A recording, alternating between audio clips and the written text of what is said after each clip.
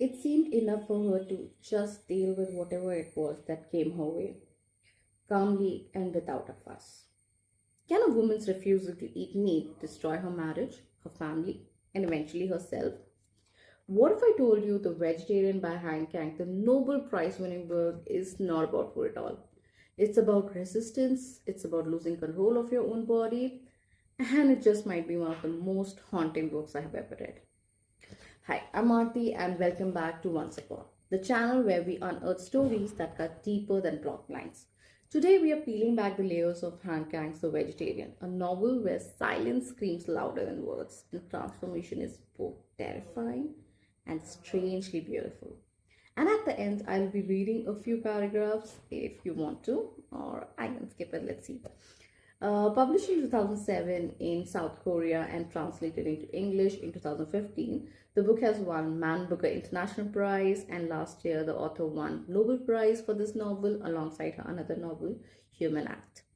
And for good reason, it's unlike anything you'll ever read. The story follows Yong Hai, a woman who one day simply stops eating meat.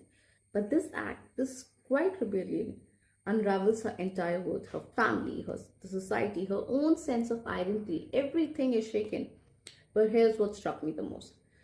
The Vegetarian is not about vegetarianism. It's about control, about violence we inflict physically, emotionally, psychologically on those who don't conform.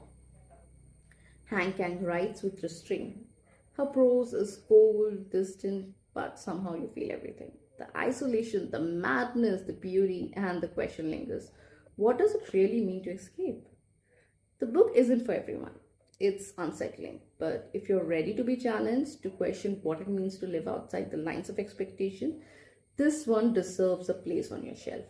The book is divided into three parts, told through three different perspectives. None of them are Young Highs, and that to me is the most powerful narrative choice. Her voice is lost, silenced. We only hear about her through others, and it makes her disappearance, both literal and emotional, even more haunting. I'd love to hear what you thought.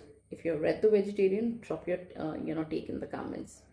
And if you're new here, don't forget to like, subscribe, and hit that bell. More stories, more silence, and more everything coming up soon. And as I promised, let me just read a few paragraphs for you. Perhaps it was simply that thing that were happening inside her, terrible things which no one else could even guess at. And thus it was impossible for her to engage with everyday life at the same time. If so, she would naturally have no energy left, not just for curiosity or interest, but indeed for any meaningful response to all the humdrum minute that went on the surface.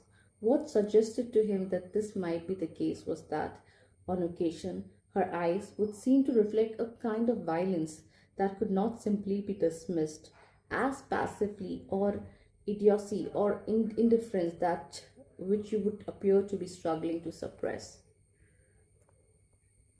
Interesting, right?